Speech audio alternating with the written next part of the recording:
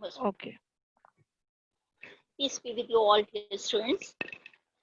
جیسا کہ آپ سب کو یاد ہوگا کہ ہم نے کل نعت کے حوالے سے کچھ تھوڑا سا پڑھا تھا، یعنی نعت کے ہم نے جو شاعر تھا اس کے حالات زندگی کے بارے میں تھوڑا بہت جان لیا تھا، ساتھ ساتھ ہم نے نعت کے اشعار بھی پڑھ لیے تھے اور اس کے مشکل الفاظ بھی واضح کر لیے تھے. اچھا، اس سے پہلے کہ آگے چلیں، آج کی خوبصورت بات، اور وہ خوبصورت بات یہ ہے کہ اس میں رسول پاک صلی اللہ علیہ وآلہ وسلم نے فرمایا ہے سچائی کو لازم پکڑو، کیونکہ سچ نیکی کی راہ دکھاتا ہے اور نیکی جنت کی طرف لے جاتی ہے. اور آدمی مسلسل سچ بولتا ہے اور سچائی کی کوشش میں رہتا ہے، یہاں تک کہ اللہ کی نظر میں اس کا نام سچوں میں لکھ دیا جاتا ہے. آپ کو معلوم ہے کہ ہمارے رسول پاک صلی اللہ علیہ وآلہ وسلم صادق و امین کے لقب سے مشہور تھے، اور اس کی وجہ یہی تھی کہ آپ بہترین سچ بولنے والے تھے. اگرچہ کہا یہ جاتا ہے کہ انسان غصے میں اگر ہو تو اکثر اوقات یا مصلحتاً جھوٹ کا سہارا جو ہے وہ لے لیتا ہے، لیکن رسول پاک صلی اللہ علیہ وآلہ وسلم نے اپنی تمام تر زندگی میں کبھی بھی ایسا نہیں ہوا کہ انہیں جھوٹ کا سہارا لینا پڑا. اور حضرت ابوبکر صدیق کے حوالے سے بھی آپ جانتے ہیں کہ انہیں صدیق کا لفظ لقب اسی لیے ملا تھا کہ وہ ہمیشہ سچ بولتے تھے. تو آتے ہیں آج کے سبق کی طرف، اور آج کا سبق جو ہم پڑھنے جا رہے ہیں وہ اشعار کی تشریح ہے. اور اشعار کی تشریح میں اس سے پہلے کہ ہم شعروں کی تشریح کی طرف آئیں، دوبارہ سے آپ کو بتا دیتی ہوں کہ نعت ایسی نظم کو کہتے ہیں جس میں رسول پاک صلی اللہ علیہ وآلہ وسلم کی تعریف و توصیف بیان کی جاتی ہے. یہ جو نعت ہے احسان دانش نے لکھی ہے، اور احسان دانش بہترین نعت لکھنے والوں میں شامل ہیں. اگرچہ انہیں مزدوروں کا شاعر کہا جاتا ہے، لیکن اس کے باوجود انہوں نے رسول پاک صلی اللہ علیہ وآلہ وسلم کی ثنا بہت عمدہ بیان کی ہے. اور حتیٰ کہ جو آپ کی کتاب میں نعت شامل ہے وہ ان کی اس جلد میں سے لی گئی ہے جو جلد نمبر 5 ہے، یعنی 5ویں جلد میں سے لی گئی. اس کا مطلب ہے کہ اس سے پہلے 4 جلدیں موجود تھیں جن میں ان کی نعتیں جو ہیں وہ شامل تھیں. یہ بہترین نعت لکھنے والے وہ احسان دانش جو تھے. اب اس کے بعد ہم اشعار کی تشریح کی طرف آتے ہیں، اور میں پہلا شعر آپ کے لیے پڑھ دیتی ہوں. تو عالم کا امدادگار آ گیا ہے، امی آ گیا، غم گسار آ گیا. اب اس میں جو مشکل الفاظ تھے وہ میں نے کل آپ کو بتا دیے تھے، دوبارہ آپ کے لیے کہہ دیتی ہوں کہ عالم کہتے ہیں دنیا کو. دو عالم، یعنی دو عالم سے مراد آپ کو معلوم ہے، ایک تو وہ عالم یعنی دنیا جس میں ہم رہ رہے ہیں، اور دوسرا عالم یعنی آخرت جس میں ہم مرنے کے بعد رہیں گے. امدادگار مدد کرنے والا، امین امانت دار، اور غم گسار غم بٹانے والا. اگر ہم اس کو نثر میں پڑھیں، یعنی ان دونوں مصروں کو ہم اگر صرف مفہوم کی صورت میں دیکھیں تو کچھ اس طرح مفہوم ہمارے سامنے آتا ہے کہ اللہ تعالیٰ نے رسول پاک صلی اللہ علیہ وآلہ وسلم کو دنیا اور آخرت دونوں کا سہارا بنا کر بھیجا. آپ صادق و امین تھے اور اپنے پرائی کا غم کھانے والے تھے. تو یقیناً بات سمجھ میں آ جاتی ہے کہ یہاں پر اللہ تعالیٰ نے آپ کی 3 خوبیاں جو ہیں وہ بیان کر. پہلی خوبی تو یہ کہ آپ مددگار ہیں، مدد کرنے والے ہیں، نہ صرف دنیا میں اور بلکہ آخرت میں بھی. دوسری بات یہ امانت دار ہے، اور یہ وہ خصوصیت ہے جس کے ایک کفار نے بھی حقانیت کی گواہی دی کہ آپ بہترین امانت دار تھے. آپ کو معلوم ہے کہ جب رسول پاک صلی اللہ علیہ وآلہ وسلم مکہ سے مدینہ ہجرت کر رہے تھے تو آپ نے حضرت علی رضی اللہ تعالیٰ عنہ کو امانتیں ان کے حوالے کی تھی، اور کہا تھا کہ یہ امانتیں جن کی ہیں ان کے حوالے کر کے تم بھی ہجرت کر کے مدینے آ جانا. تو اس میں جو امانتیں تھیں وہ سب مسلمانوں ہی کی نہیں تھیں، بلکہ بہت سارے کفار نے بھی آپ کے پاس اپنی امانتیں رکھوائی ہوئی تھیں. اور اس سے اس بات کا بیان ثبوت ملتا ہے کہ رسول پاک صلی اللہ علیہ وسلم امانت دار تھے. دوسری بات غم گسار، تو یقیناً آپ ایک دردمند دل رکھنے والے تھے. اور ایک بات اور آپ کو بتا دوں کہ ہم نے بارہا قرآن پاک میں جگہ جگہ پڑھا ہے کہ اللہ تعالیٰ نے آپ کو رحمت للعالمین بنا کے بھیجا، یعنی तमाम जहानों के लिए रहमत बना के भेजा। तो जितने भी मुसीबत ज़दा थे, जितने भी दुखी लोग थे, आप सब उनके लिए तस्कीन का बाइस बने। तो यहाँ पर 2-3 बातें हमारे सामने वाज़े होके सामने आ गई कि इंसान दानिश फरमाते हैं कि अल्लाह ताला ने रसूल पाक सल्लल्लाहु अलैहि वसल्लम को तमाम जहानों के लिए रहमत बना के भेजा।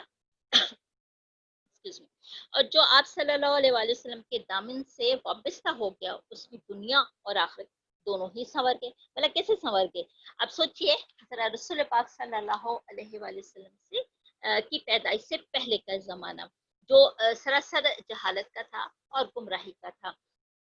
अरब के लोग बेशुमार बुराइयों में मुब्तला थे, झूठ बोलना आम था और लड़ाई झगड़े आम थे। एक दूसरे की जो इज्जतें वो उछाली जाती थी, लड़कियों को जिंदा दफन कर दिया जाता था, मामूली मामूली बातों पर झगड़े और फसादात खड़े हो जाते थे, शराब नोशी आम थी, जुआ, इस तरह की बेशुमार बुराइयां उनमें मौजूद थी। तो रसूल पाक सल्लल्लाहु अलैहि वसल्लम की आमद से एक तो इस्लाम के हवाले से उन्हें अच्छी बातें सीखने का मौका मिला, यानी रसूल पाक सल्लल्लाहु अलैहि वसल्लम ने उनकी रहनुमाई की अच्छी बातों की तरफ, अच्छे रास्ते की तरफ। तो इस तरह रसूल पाक सल्लल्लाहु अलैहि वसल्लम ने दुनिया में मदद फरमाई, यानी अच्छा रास्ता दिखाया जिसके जरिए आखिरत को संवारा जा सकता है। तो मदद की ना दुनिया में। और एक और बात इसमें पेश नजर है कि रसूल पाक सल्लल्लाहु अलैहि वसल्लम ने जो अल्लाह ताला ने इमानत सौंपी थी, अल्लाह ताला ने भी तो अमानत सौंपी थी ना, और वो अमानत क्या थी कि जो अल्लाह ताला का पैगाम था वो इंसानों तक पहुंचाना। तो रसूल पाक सल्लल्लाहु अलैहि वसल्लम ने इसमें भी कहीं कोई कोताही नहीं की, मनो अन जैसे अल्लाह ताला ने फरमाया था वो हम तक पैगाम जो है वो पहुंचा दिया। और अल्लाह ताला का पैगाम क्या ये था कि ये दुनिया जो है आरसी है, वक्ती तौर पर कुछ मोहलत इंसानों को दी गई है, और वो मोहलत इसलिए दी गई है कि आखिरत के बाद की जो जिंदगी मिलेगी उसके लिए ज़्यादा राह तैयार कर लें, ताकि आखिरत में यानी कि जो हमेशा रहने वाली जिंदगी है वो अच्छे अंदाज में गुजार सके।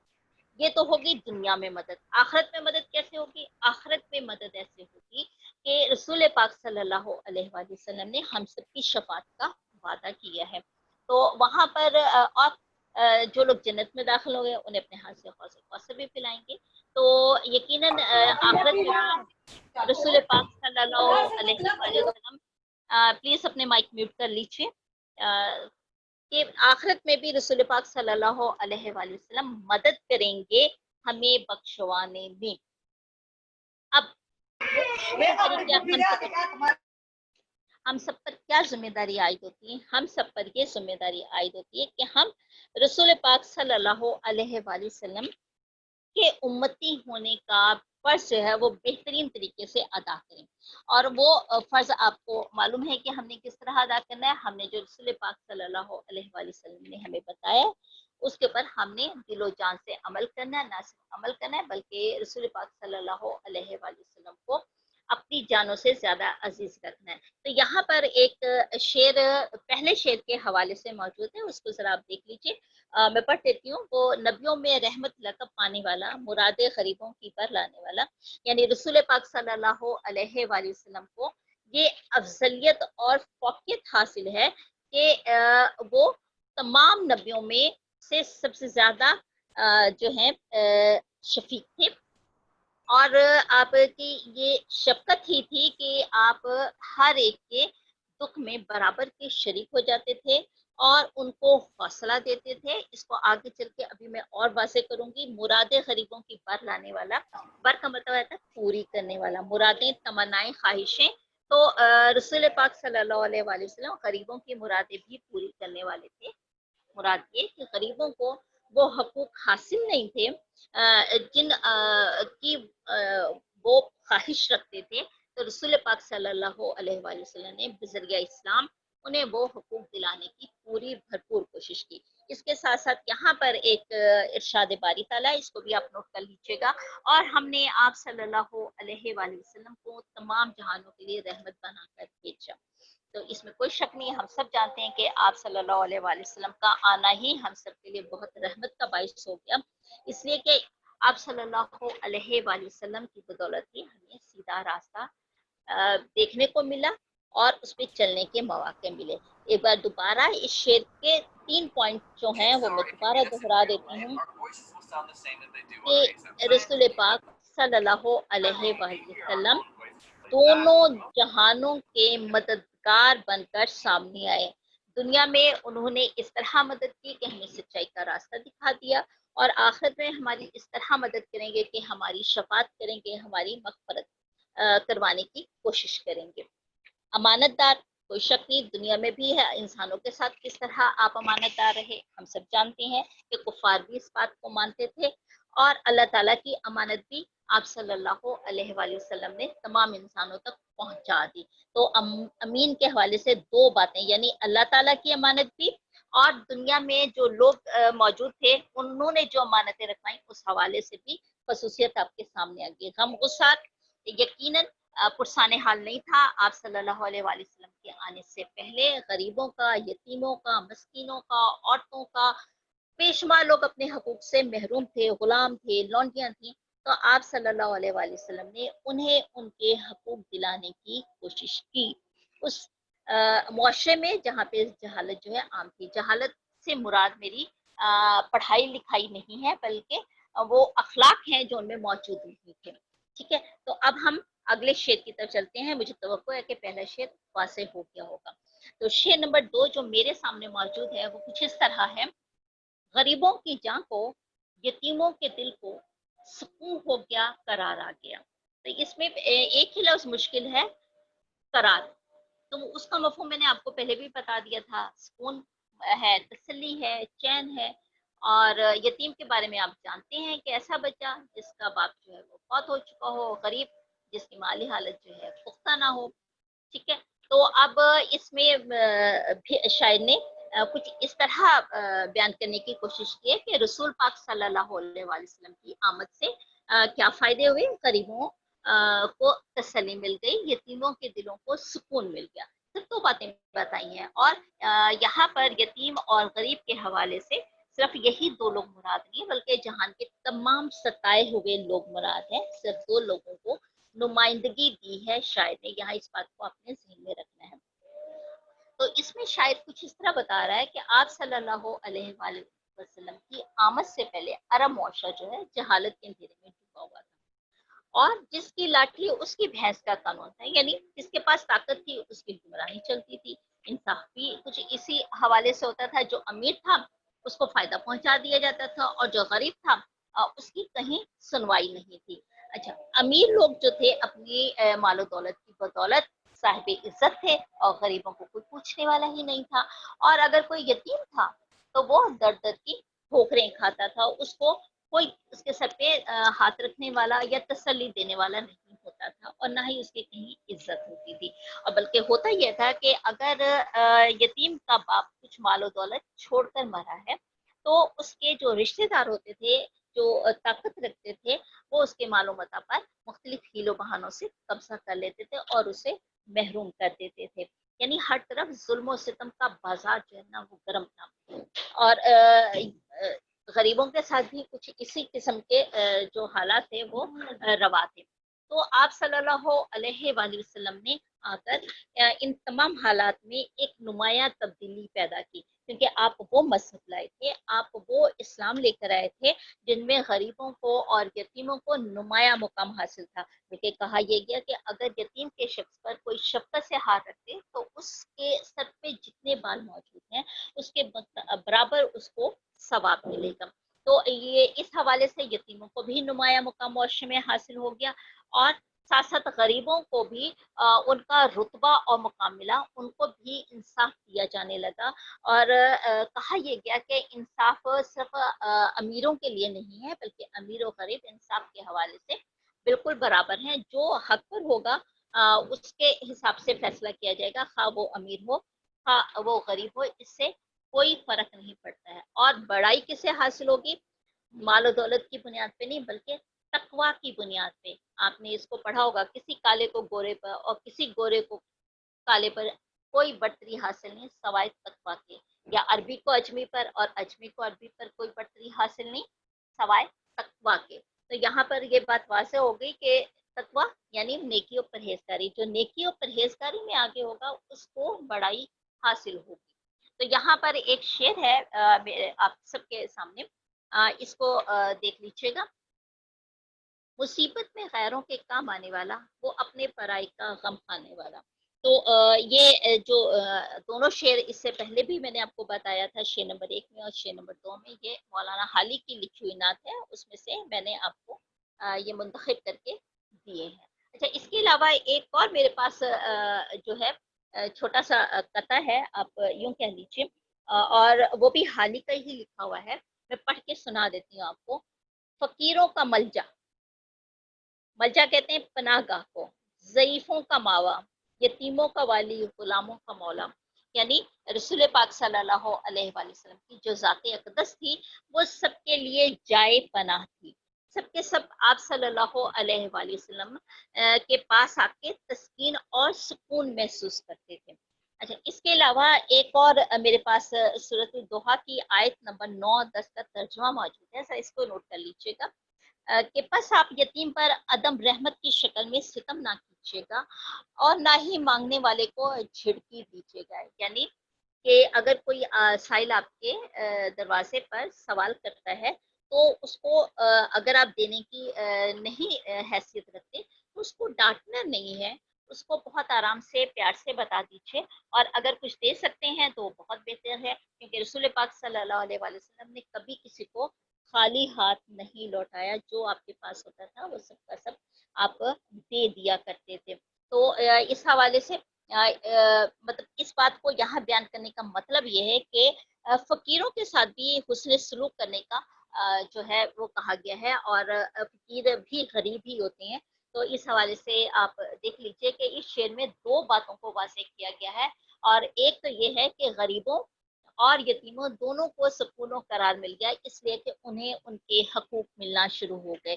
معاشرے میں تب تک برائی پھیلتی رہتی ہے جب تک حقوق نہیں لوگوں کو ملتے، جب حقوق میں عدم توازن ہوتا ہے تو پھر معاشرہ تباہی کی طرف چلا جاتا ہے۔ تو اسلام کی بہترین بات یہی ہے کہ اس میں توازن موجود ہے اور اس میں سب کے حقوق کا خیال رکھا گیا ہے، اور چونکہ اس مذہب کو لانے والے رسول پاک صلی اللہ علیہ وآلہ وسلم تھے تو اس لیے آپ کو رحمت للعالمین بنا کے بھیجا گیا، تو آپ کے حوالے سے غریبوں اور یتیموں کو سکون اور قرار آ گیا۔ تو مجھے توقع ہے کہ شعر نمبر 2 بھی واضح ہو گیا ہوگا، بہرحال پھر بھی اگر آپ کو لگے کہ کوئی بات واضح نہیں ہوئی ہے تو پلیز آپ اسے نوٹ کر لیجیے گا، اور لیکچر کے آخر میں ضرور مجھ سے پوچھ لیجیے گا۔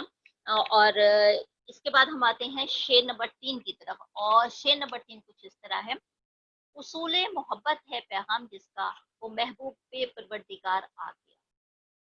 اس میں اصول اگر ہم کہہ لیں تو قانون ہے، طریقہ ہے، اور محبوب پروردگار تو ترکیب ہے یہاں پر اور زید کے ساتھ ملائی گئی، یعنی اللہ تعالیٰ کے محبوب، اور اللہ تعالیٰ کے محبوب کون ہے؟ رسول پاک صلی اللہ علیہ وآلہ وسلم ہے، جو ہم سب کے بھی محبوب ہیں۔ اب اس میں سب سے بہترین قانون جو ہے وہ پیش کر دیا اس شعر میں شاعر نے، حضور پاک صلی اللہ علیہ وآلہ وسلم کی زندگی کا جو سب سے بہترین فلسفہ تھا اس کو بیان کر دیا، اور وہ فلسفہ کیا ہے؟ محبت، یعنی حضور پاک صلی اللہ علیہ وآلہ وسلم نے تمام دنیا تک جو اپنا پیغام پہنچایا محبت کے ذریعے پہنچایا۔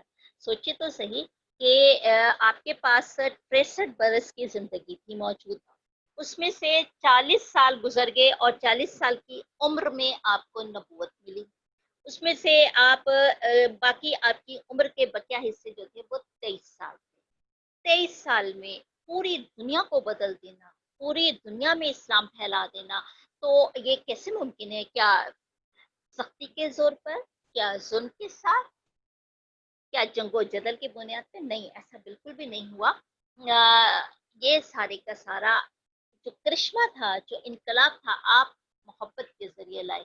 رسول پاک صلی اللہ علیہ وآلہ وسلم نے اپنی پوری زندگی میں نہ کبھی کسی کو جھٹکی دی اور نہ ہی کسی کے سامنے غصے کا اظہار کیا۔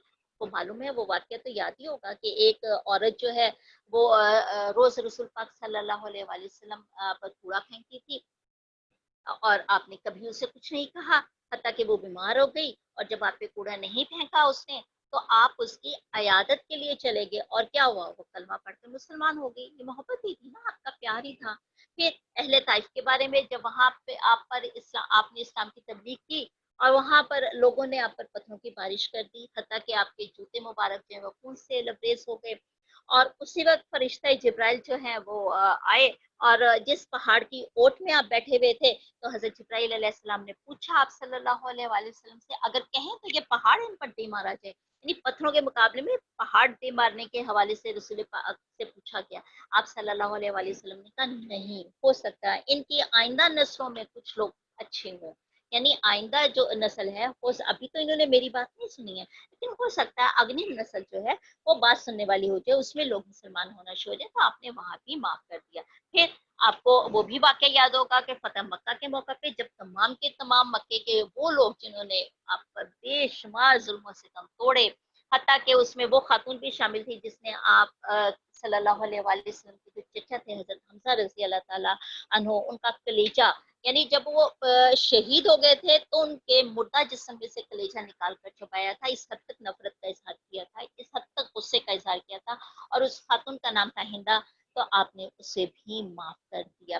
تو یہاں سے ہمیں اندازہ ہوتا ہے کہ رسول پاک صلی اللہ علیہ وآلہ وسلم نے اپنی پوری زندگی میں نہ تو کسی سے بدلہ لیا اور نہ ہی کسی کو جھڑکی دی۔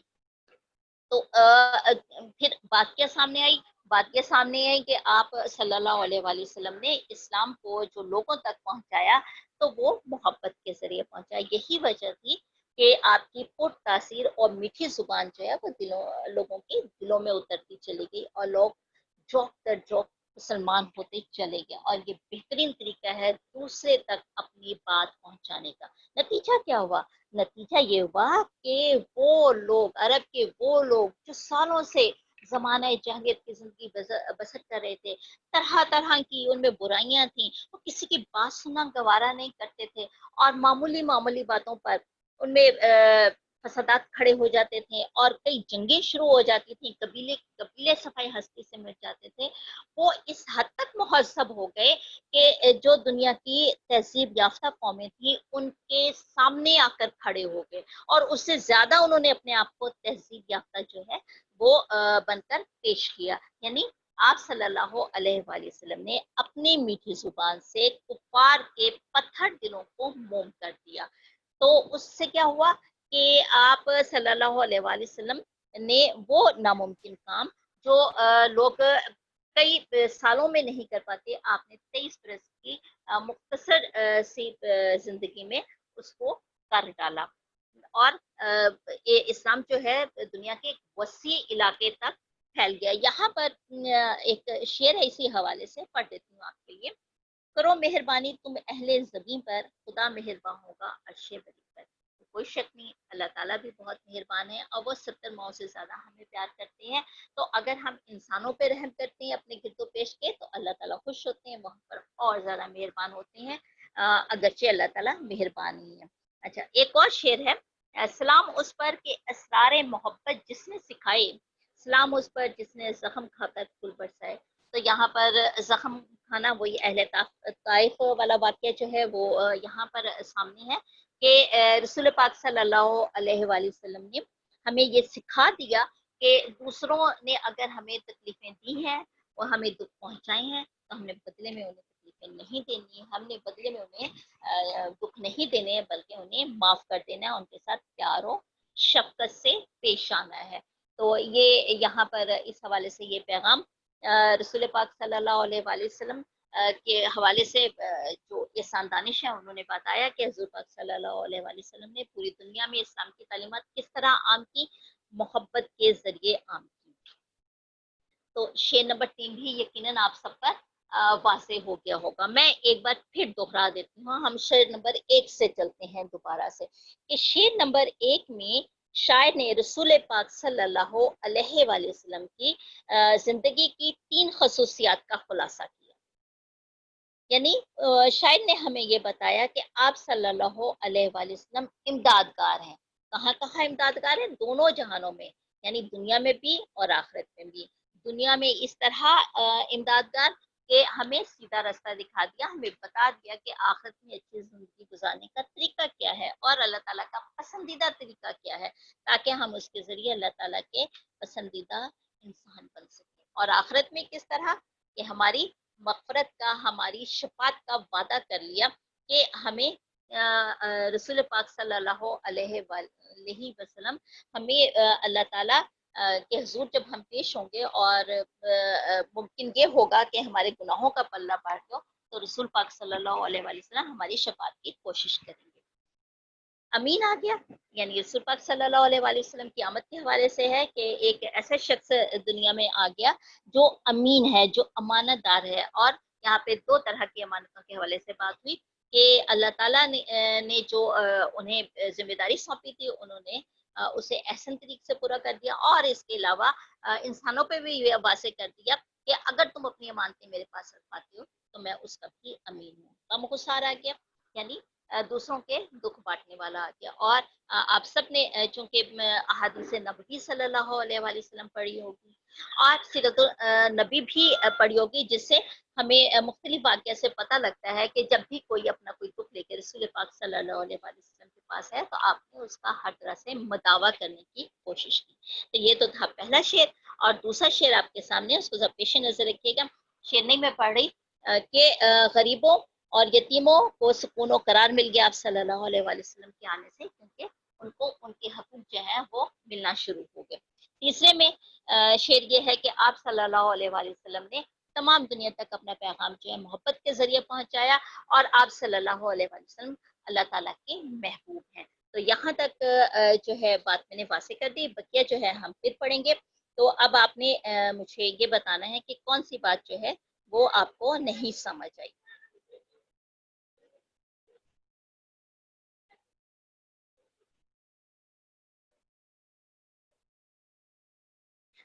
مجھے پلیز آپ لوگ رکیے گا، مجھے آپ کے اٹینڈنس دیکھنی ہے۔